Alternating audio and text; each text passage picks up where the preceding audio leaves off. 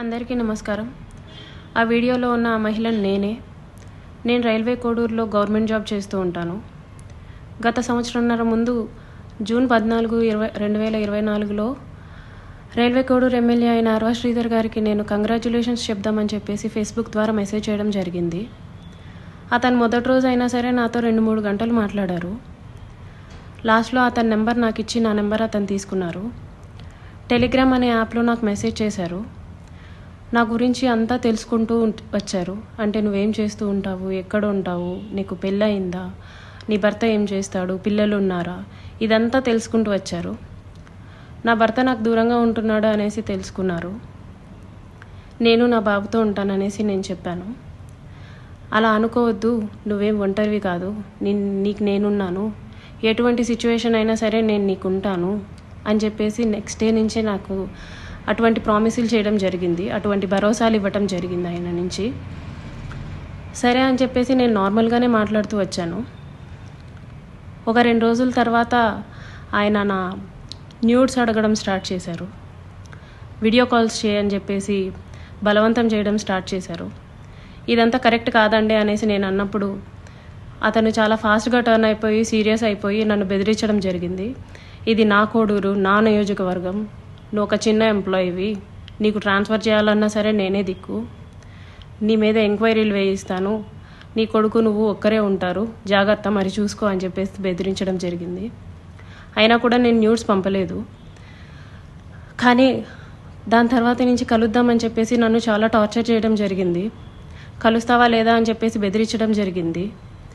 నేను కలవను అని చెప్పేసి జూన్ 14 నుంచి ఒక 20 రోజుల దాకా నేను అసలు కలవను అని చెప్పేసి భయపడుతూనే చెప్పాను.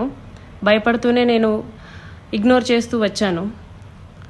ఆయన ఒకసారి అన్నారు, నీ కొడుకు నువ్వు ఒంటరిగా ఉంటారు, చూసుకో, నీ కొడుకు ఏమైనా అయితే నన్ను అడగద్దు అనేసి భయపెట్టడం జరిగింది.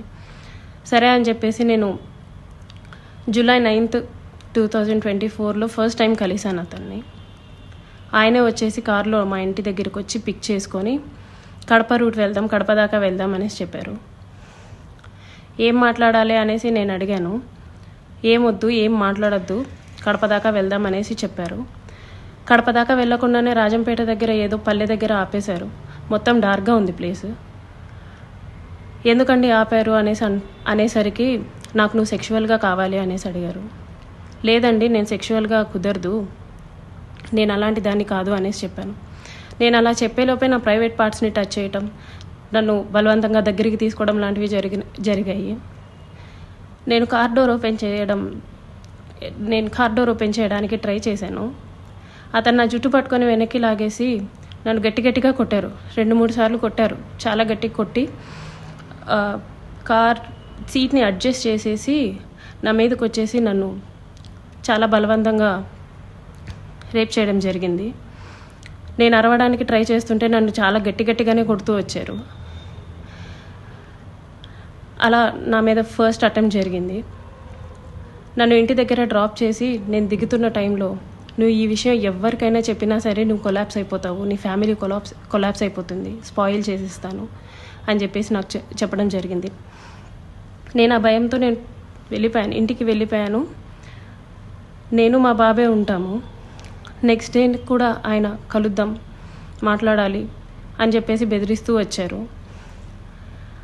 అలా నాకు ఆగస్ట్ ఎండింగ్లో నా ఫస్ట్ ప్రెగ్నెన్సీ అతని వల్ల వచ్చింది. ఈ విషయం నేను అతనికి చెప్పాను. చెప్తే అబార్షన్ చేయించుకో వెంటనే అనేసి అన్నారు. నేను అబార్షన్ చేయించుకోవట్లేదు, నీ వల్ల నాకు ఇంత జరిగింది, నేను అబార్షన్ చేయించుకోవట్లేదు అంటే అప్పటికి నన్ను బెదిరించారు. నువ్వు అబార్షన్ చేయించుకుంటే నువ్వు బ్రతుకుతావు, నీ ఫ్యామిలీ బాగుంటుంది, నీ ఉద్యోగం బాగుంటుంది, లేకపోతే నా గురించి నీకు తెలుసు అని చెప్పేసి చెప్పడం జరిగింది. నేను అబార్షన్ చేయించుకోను, ఎట్టి పరిస్థితుల్లో అబార్షన్ చేయించుకోను అనేసి నేను వాదించాను. ఒక 2-3 సార్లు 2-3 రోజులు నన్ను బాగా బెదిరించి తర్వాత అష్యూరెన్స్ ఇచ్చారు. సరే, నీ భర్తకి నువ్వు విడాకులు ఇచ్చేసి నేను నిన్ను పెళ్లి చేసుకుంటాను, మీరు ఎలాగా దూరంగానే కదా ఉంటారు, నేను నిన్ను పెళ్లి చేసుకుంటాను, నీ భర్తకి నువ్వు విడాకులు ఇచ్చేసి అనేసి అన్నారు. అప్పటికి నేను ఒప్పుకోలేదు. అబార్షన్ చేయించుకో, ఇది అయితే ఫస్ట్ అబార్షన్ చేయించుకో అని చెప్పి నమ్మించడానికి నేను నిన్ను పెళ్లి చేసుకుంటాను అనేసి నాకు చెప్పారు. నేను చాలా రోజులు చేయించుకోలేదు. అలా ఒక 2 months నాకు ప్రెగ్నెన్సీ ఉంది. దాని తర్వాత ఇంకా ఆయన కంటిన్యూస్గా బెదిరిస్తూ ఇంటికి వచ్చి కొడుతూ చేయించుకుంటావా లేదా అని చెప్పేసి టార్చర్ చేస్తూ ఫైన్ డే నేను అబార్షన్ చేయించుకున్నాను. ఆయన మాటలు నమ్మి నన్ను పెళ్లి చేసుకుంటానని ఆయన ఇచ్చిన అష్యూరెన్స్ని నేను నమ్మి నేను అబార్షన్ చేయించుకున్నాను. ఇలా ఈ 1.5 yearలో నాకు 5 అబార్షన్స్ అయ్యాయి ఆయన వల్ల. ఎప్పుడూ మా ఇంటికి రావటం, నాకు ఇష్టం లేదు అని చెప్పినా సరే నన్ను బలవంతంగా బయటికి తీసుకెళ్ళో లేకపోతే ఇంట్లోనో నన్ను కొట్టి మా వాళ్ళని బూతులు తిట్టి చాలా రకంగా నన్ను సెక్షువల్లీ అటెంప్ట్ చేయడం జరిగింది. నాకు తెలియని విషయం ఏంటంటే ఆయన నాకు తెలియకుండా మా వాళ్ళ నెంబర్స్, మా వాళ్ళ కాంటాక్ట్ డీటెయిల్స్, ఇంటి అడ్రస్లు ఇవన్నీ కనుక్కొని నా భర్తకి కాల్ చేసి నువ్వు ఆ పిల్లకి విడాకులు ఇవ్వాలి, విడాకులు ఖచ్చితంగా ఇవ్వాలి, లేకపోతే నిన్ను, నీ ఫ్యామిలీని, నీ కొడుకుని ఎవరిని వదలను, అందరినీ చంపేస్తాను అనేసి బెదిరించడం జరిగిందంట. ఇది నాకు తెలీదు, ఈ విషయం నాకు తెలీదు. నా భర్త నన్ను తర్వాత కాల్ చేసి అసలు ఏం జరుగుతుంది అక్కడ అనేసి అన్నారు. ఇలా జరుగుతుంది అనేసి నేను మా ఇంట్లో వాళ్ళకి చెప్పాను. ఇలా రోజు ఇంటికి వస్తున్నాడు, నన్ను కొడుతున్నాడు, నన్ను టార్చర్ చేస్తున్నాడు, ఫిజికల్లీ నన్ను చాలా వాడుకుంటున్నాడు అనేసి నేను చెప్పి ఏడ్చాను. వాళ్ళందరూ నాకు దూరం అయిపోయారు. నీ ఇష్టం వచ్చింది నువ్వు చేసుకో అనేసి నన్ను తిట్టేసి నాకు చాలా దూరం అయిపోయారు. మేము ఇంకా నీతో మాట్లాడడం అని చెప్పి నన్ను వదిలేయడం జరిగింది. ఇదంతా ఆయన ప్లాన్డ్గానే చేసినట్టున్నారు. మా వాళ్ళందరినీ నాకు దూరం చేయాలి అన్న ఒక ఉద్దేశంతో చేసినట్టున్నారు. వాళ్ళందరూ నన్ను దూరంగా వదిలేశారు. మా ఆయన మా బాబుని తీసుకెళ్ళిపోయాడు. నేను ఒక్కదాన్నే ఉంటూ వచ్చాను. గత 6 నెలలుగా నేను ఒక్కదాన్నే ఉంటూ వచ్చాను. నేను నా ఒంటరితనాన్ని, నాకు పేరెంట్స్ లేరు, అమ్మ నాన్న లేరు అడగడానికి చేయడానికి, అమ్మ నాన్న లేరు. అతను నాకు అష్యూరెన్స్ ఇస్తూనే వచ్చాడు, మ్యారేజ్ చేసుకుంటాను ఎక్సెట్రా అని చెప్పి.